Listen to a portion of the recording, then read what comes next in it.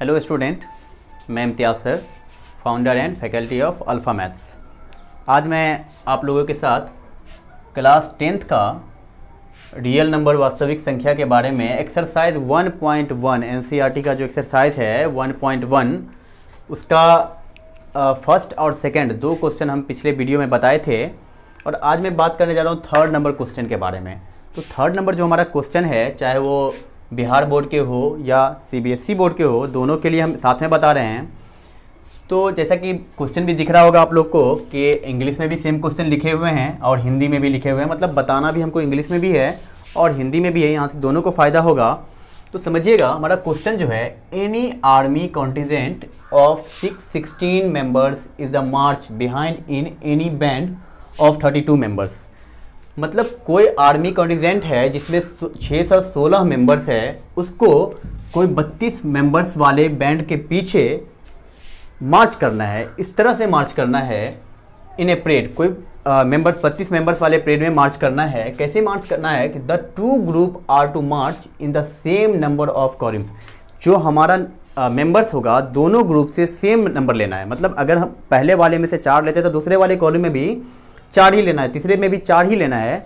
616 members वाले में से अगर हम 20 ले रहे हैं तो 20 ही सब में आना चाहिए, मतलब सेम सब कॉलम में आना चाहिए। अब बात कर रहा है कि what is the maximum number of column in which they can march. तो बोल रहा है कि कितने हम मैक्सिमम कितने नंबर्स कॉलम, कितने कॉलम्स हम बना सकते हैं जिसमें हमारा इक्वल हमारा मेंबर्स हो। इसको हिंदी में अगर बात करें तो किसी परेड में 616 सदस्यों वाली एक सेना की टुकड़ी को 32 सदस्यों वाली एक आर्मी बैंड के पीछे मार्च करना है। क्या बोल रहा है, किसी परेड में 616 सदस्यों वाली एक सेना की टुकड़ी है, उसको 32 सदस्यों वाली एक आर्मी बैंड है के पीछे मार्च करना है। कैसे मार्च करना है, दोनों समूहों को समान संख्या वाले स्तंभों में मार्च करना है। दोनों समूहों को, जब हम पहले वाले कॉलम में से अगर हम 20 लेंगे, अभी बताएं ना, उसी तरह दूसरे वाले कॉलम में भी 20 आना चाहिए, सब में बराबर बराबर आना चाहिए। बोला उन स्तंभों की अधिकतम संख्या, अधिकतम मतलब मैक्सिमम है ना, मैक्सिमम नंबर्स क्या होगा जिसमें वे मार्च कर सकते हैं। कितना मैक्सिमम की बात कर रहा है। जैसे ही मैक्सिमम की बात कर रहा है तो हमको HCF याद आ रहा है। जैसे यूक्लिड विभाजन हम पढ़े थे, वहाँ पे हमको HCF याद आ रहा है। HCF में भी हम मैक्सिमम ही फाइंड किए थे, हायर कॉमन फैक्टर ही फाइंड किए थे। तो समझिएगा, अगर हम 616 बोल रहा है कि 616 सदस्य को और यहाँ 32 सदस्य को इस तरह से मार्च करना है कि कितना हम मैक्सिमम कॉलम तैयार कर सकते हैं। कितना मैक्सिमम, एज्यूम कर लेते हैं कि अगर हम 4 कॉलम हमारा तैयार होता है तो मान लेते हैं यहाँ 8, यहाँ 8, यहाँ 8, यहाँ 8 तैयार कर लें, तो क्या हमारा जो 616 मेंबर्स है उसमें से भी 4 जगह हमारा इक्वल डिवाइड हो जाएगा। अगर हो जाएगा तो यहाँ भी हम कर सकते हैं। तो देखते हैं क्या होता है हमारा। तो सबसे पहले हमको लगता है कि इस क्वेश्चन में अगर दोनों का अगर मैक्सिमम HCF अगर फाइंड कर लें, हायर कॉमन फैक्टर फाइंड कर लें, तो हमारा आंसर फाइंड हो जाएगा। तो चलिए हम देखते हैं, इसका हायर कॉमन फैक्टर फाइंड करने की कोशिश कर रहे हैं। ठीक है, तो कैसे हायर कॉमन फाइंड करेंगे, हायर कॉमन फैक्टर फाइंड कैसे करेंगे। तो हायर कॉमन फैक्टर किसका किसका फाइंड करेंगे, तो एक हमारा 616 का और एक हमारा 32 का। जब इस दोनों का हायर कॉमन फैक्टर फाइंड करेंगे तो हमारा इजी वे में क्या हो जाएगा, हमारा क्वेश्चन सॉल्व हो जाएगा। ठीक है, तो देखते हैं हायर कॉमन फैक्टर फाइंड करके। तो HCF of 616, 32 are the maximum number of column in which they can march. तो कैसे हम HCF फाइंड करेंगे, इससे पहले हम 2 क्वेश्चन बनाए हैं। तो एक हम मेथड पढ़े थे यूक्लिड डिवीजन, है ना, तो उसी का यूज़ करते हैं यहाँ पे। तो अप्लाई, क्या लिखेंगे, अप्लाई यूक्लिड डिवीजन लेम्मा। कैसे करते हैं अप्लाई, हमको पता है हमारा रूल क्या है, A = BQ + R। यहाँ पे A क्या होता है, इस दोनों नंबर में से जो हमारा बड़ा होता है वही हमारा क्या होता है, A होता है। तो A हमारा क्या है, 616 है। कोई दिक्कत है, 616 है, तो 616 = B के जगह क्या लिखेंगे, 32 लिखेंगे।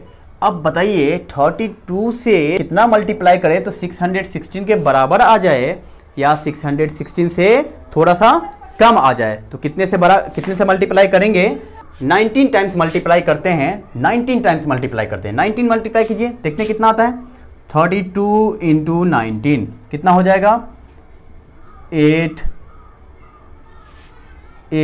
है ना, और 2 यहाँ हो जाएगा आपका 2 और 3 कितना हो जाएगा?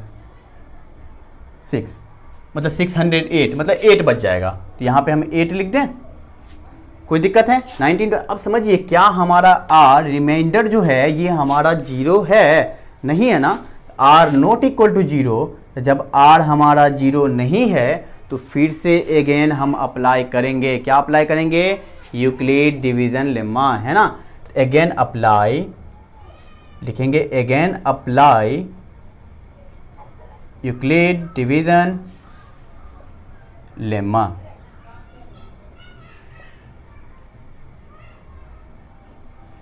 अब क्या करेंगे? कौन हमारा ए रहेगा, कौन हमारा बी रहेगा? तो सबसे पहले यहाँ पे देखेंगे 32, ये जो हमारा बी था और ये जो हमारा आर है, इस दोनों में से बड़ा कौन सा रहेगा? हमेशा बी रहेगा, क्योंकि बी जो आर जो है हमेशा 0 से बड़ा होता है और बी से छोटा होता है ना? तो बी हमेशा बड़ा होता है आर से। तो ऑब्वियसली यही हमारा 32 हमारा ए बन जाएगा और 8 हमारा बी हो जाएगा। अब समझिए 8 में हम कितना मल्टीप्लाई करें कि 32 आ जाए या 32 से छोटा आ जाए? तो कितना मल्टीप्लाई करेंगे? 4 टाइम्स अगर मल्टीप्लाई करेंगे तो कितना हो जाएगा? 32 हो जाएगा। तो प्लस कितना करना पड़ेगा? आर के जगह पे 0। अब बताइए रिमाइंडर कितना आ गया हमारा? 0 आ गया था। R equal to 0। जब आर इक्वल टू 0 आ जाए डेट मीन्स वही क्या होता है? HCF होता है। तो HCF कौन सा होता है? ये जो हमारा 8 है वो हमारा HCF हो जाएगा। देयरफॉर HCF ऑफ 616, 32 इस कितना? 8, है ना? इसको कितने कॉलम में हम मार्च कर सकते हैं? तो यहाँ पे लिखेंगे it can be march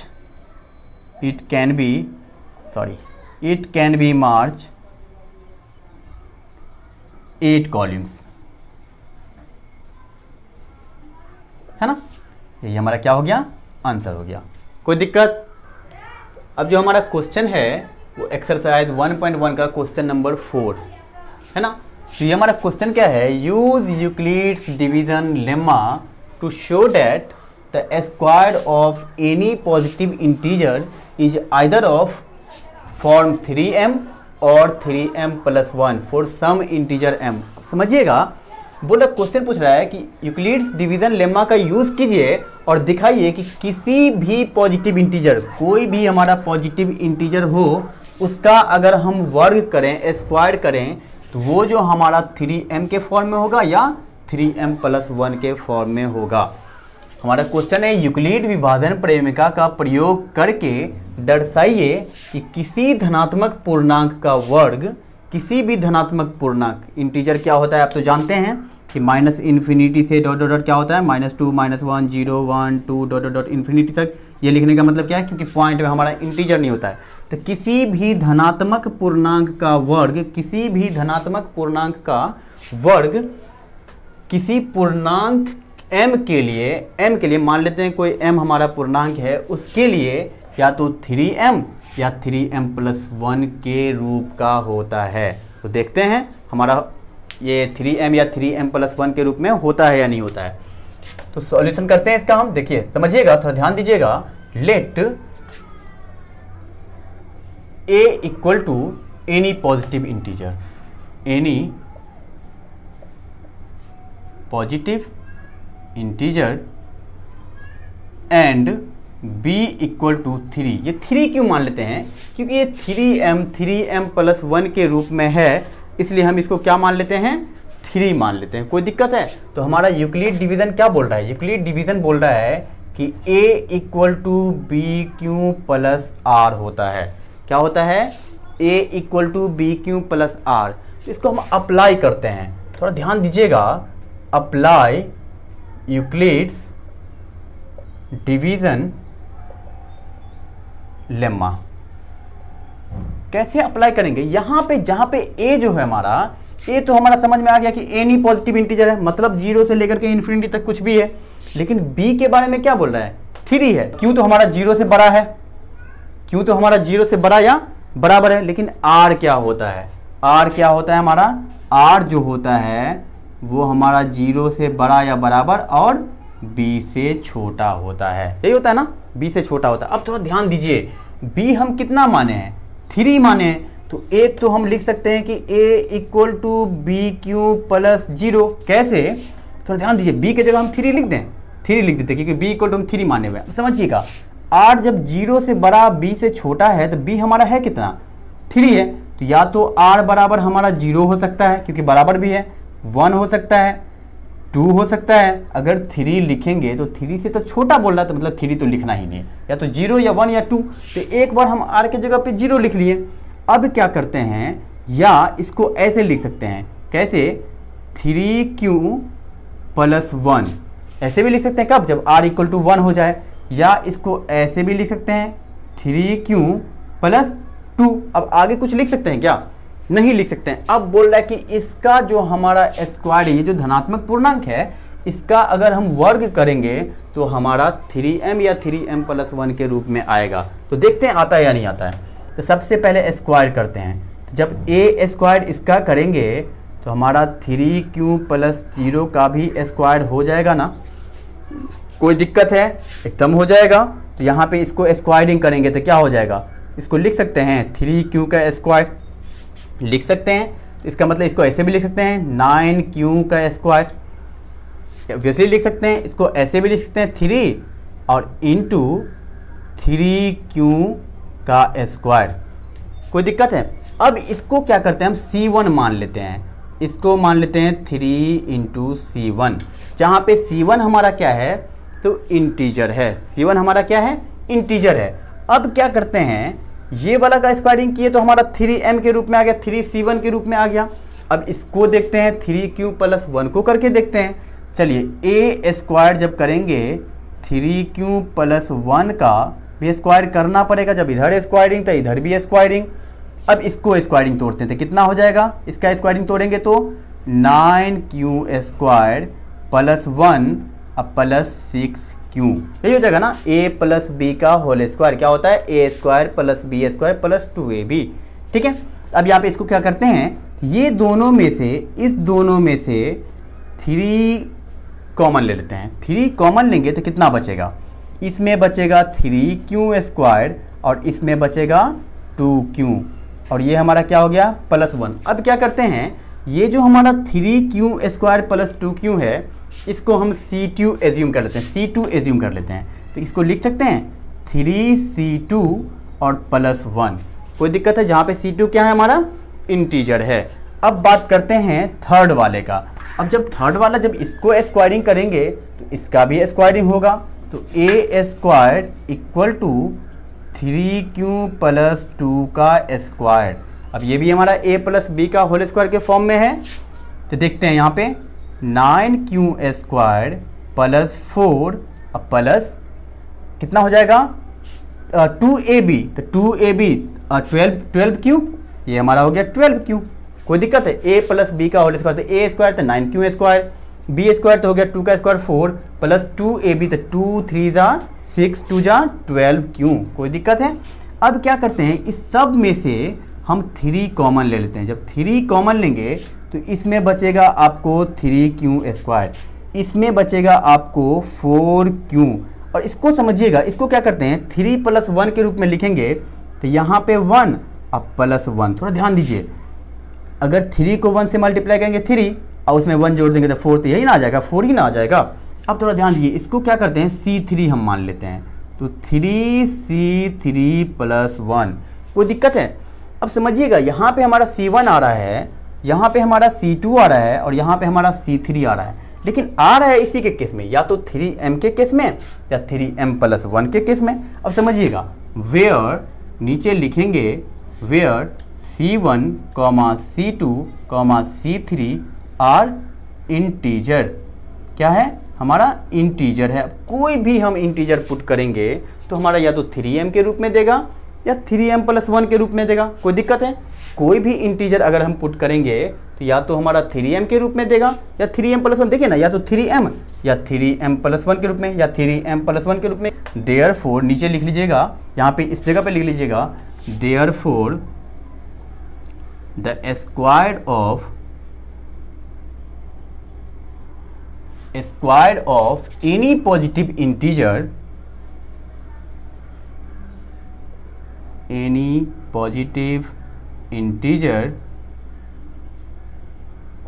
is in the form of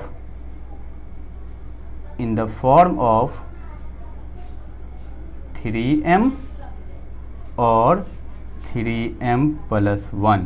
क्या हो गया हमारा? प्रूव्ड हो गया। इसी को तो दिखाने के लिए बोल रहा था। कोई दिक्कत है? इसको नोट कर लीजिए। तो हमारा अब नेक्स्ट क्वेश्चन है और लास्ट क्वेश्चन है हमारा एक्सरसाइज 1.1 का।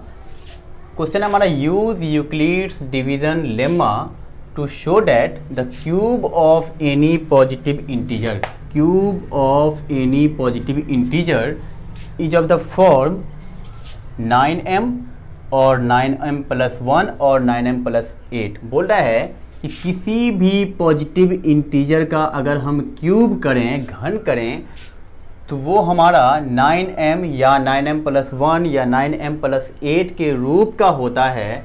इसी को आप यूक्लिड्स डिवीज़न लेम्मा का प्रयोग करके दिखाइए। तो हमारा क्वेश्चन हिंदी में है, यूक्लिड विभाजन प्रमेय का प्रयोग करके दर्शाइए कि किसी धनात्मक पूर्णांक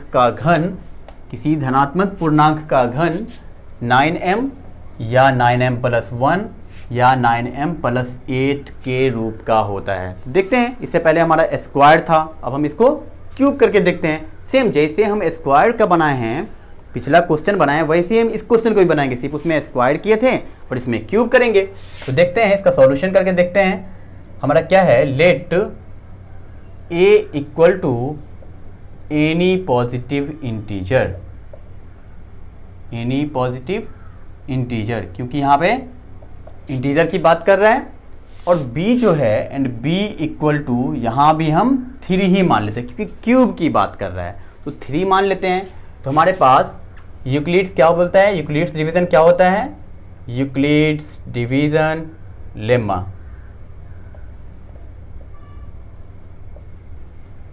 का जब हम यूज़ करेंगे तो यहाँ पे हमको किस चीज़ का जरूरत पड़ेगा, a = b³ + r। तो b हमारा कितना है, 3 है। तो b तो हमारा क्लियर हो गया कि b हमारा 3 है, b = 3 है हमारा। यहाँ क्वेश्चन में हम यहाँ मान लिए हुए यहाँ पे, लेकिन क्यों हमारा कितना है, तो क्यों हमारा > 0 है। अब बात करते हैं r का। तो r क्या होता है, r हमारा 0 से बड़ा या बराबर और b से छोटा, मतलब 3 से छोटा हो जाएगा। कोई दिक्कत है, मतलब r को लिख सकते हैं 0, 1 या 2 पिछले की तरह। तो हमारा क्वेश्चन क्या हो जाएगा, हमारे पास क्या आ जाएगा, a = 3q + 0, b के जगह पे 3, q के जगह पे q और r के जगह पे एक बार 0 ले लिए। या a = ऐसा हो जाएगा 3q + 1, अब हम 1 ले लिए। या a = 3q + कितना, 3 हो जाएगा, सॉरी 2 हो जाएगा। 2 हमारा 2 हो जाएगा। कोई दिक्कत है, एक बार 0, एक बार 1 और एक बार 2 r के जगह पर हम ले लिए। अब क्या बोल रहा है, इसका क्यूब बोल रहा है, घन बोल रहा है, घन मतलब क्यूब बोल रहा है। क्यूब बोल रहा है मतलब इसका भी क्यूब फाइंड करना पड़ेगा, इसका भी क्यूब करना पड़ेगा और इसका भी क्यूब करना पड़ेगा। तो सबसे पहले हम इसका क्यूब करते हैं, थोड़ा ध्यान दीजिएगा। तो a = हमारा है 3q + 0। तो जब हम a³ करेंगे तो ऑब्वियसली 3q का भी होल क्यूब करना पड़ेगा। ये कितना हो जाएगा, 27q का होल क्यूब का क्यूब। तो यहाँ पे इसको ऐसे लिख सकते हैं 9, क्योंकि हमको 9 के केस में लाना है। तो 9 और इंटू 3q का क्यूब, 3q का क्यूब को हम मान लेते हैं c1 है। कितना मान लेते हैं, c1 मान लेते हैं। इसको 9c1 मान सकते हैं, जहाँ पे c1 हमारा क्या है, इंटीजर है। अब हम बात करते हैं दूसरा वाला, इसकी बात करते हैं। जब यहाँ पे इसकी बात करें तो कितना हो जाएगा, 3q + 1। जब हम इसका क्यूब करेंगे तो इधर इसका भी क्यूब हमको करना पड़ेगा, क्योंकि घन की बात कर रहा है। a + b का होल क्यूब करेंगे तो a + b का होल क्यूब क्या होता है, a + b का होल क्यूब हम फॉर्मूला लिख देते हैं यहाँ पे, a³ + b³ + 3a² b + 3ab²। अब देखिए a³ मतलब 3q का होल क्यूब मतलब 27q का क्यूब। अब बोल रहा है b³, तो यहाँ पे लिख देते हैं 1 का क्यूब, तो 1 ही हो जाएगा। प्लस 3a² तो a स्क्वायर करेंगे तो 9q², और इसको जब 3 से मल्टीप्लाई करेंगे, 1 से मल्टीप्लाई करेंगे तो उतना ही बचेगा 9q², और जब 3 से मल्टीप्लाई करेंगे तो 27q²। इसके बाद क्या है हमारा 3ab², तो b का स्क्वायर तो 1 ही रह जाएगा। अब a कितना है 3q, और उसमें 3 से मल्टीप्लाई करेंगे तो कितना हो जाएगा 9q। कोई दिक्कत है? अब इसको क्या करते हैं, इसमें से भी और इसमें से भी हम 9 कॉमन ले लेते हैं। तो 9 कॉमन लेंगे तो कितना बचेगा 3q का क्यूब, यहाँ पे हो जाएगा, इसमें से भी हम 3 कॉमन ले सकते हैं, सॉरी 9 कॉमन लेंगे तो कितना बचेगा 3q², और इसमें बचेगा हमारा q, और ये हमारा +1 बच गया।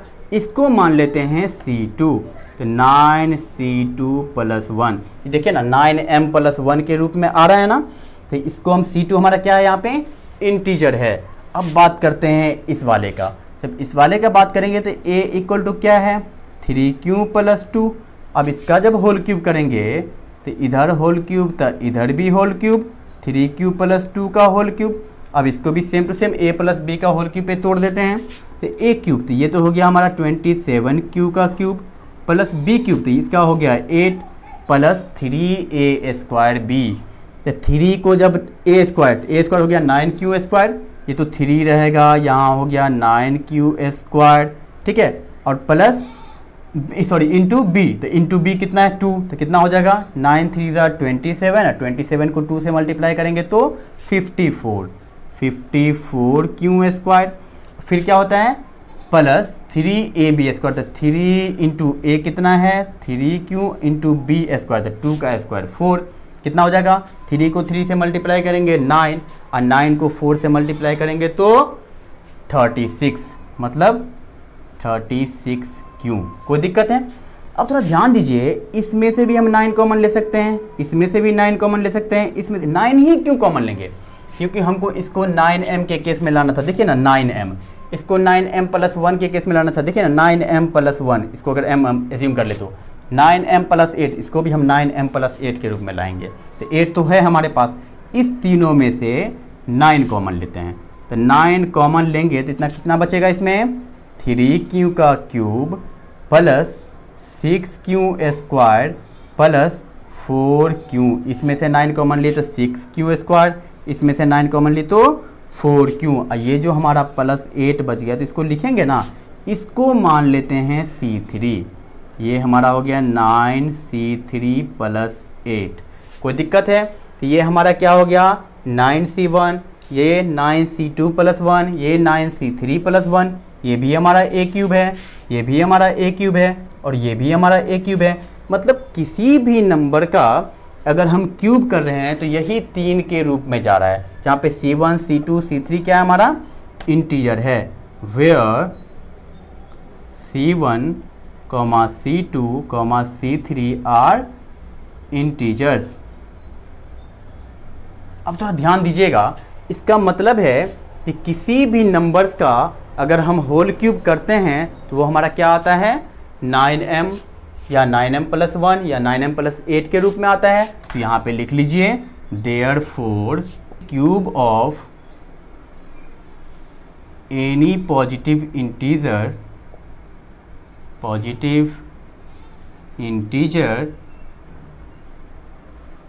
is in the form of 9m या 9m + 1 या 9m + 8। ये हमारा क्या हो गया आंसर है, प्रूव्ड हो गया। कोई दिक्कत है तो किसी का भी क्यूब फाइंड कर रहे हैं तो या तो हमारा 9c1, 9c2 + 1, 9c3 + 1, ये हमारा c1 c2 c3 हम माने यहाँ पे m दिया हुआ है, या तो 9m या 9m + 1 या 9m + 8 के रूप में आ रहा है ना, 8 के रूप में आ रहा है। तो ये हमारा, आप लोग इसको नोट कर लीजिए। और इसके बाद जो हमारा नेक्स्ट क्लास होगा उसमें हम लोग कुछ थ्योरी पढ़ेंगे, उसके बाद हम लोग स्टार्ट करेंगे एक्सरसाइज 1.2 का। ठीक है, इतना ही रहने दीजिए। धन्यवाद।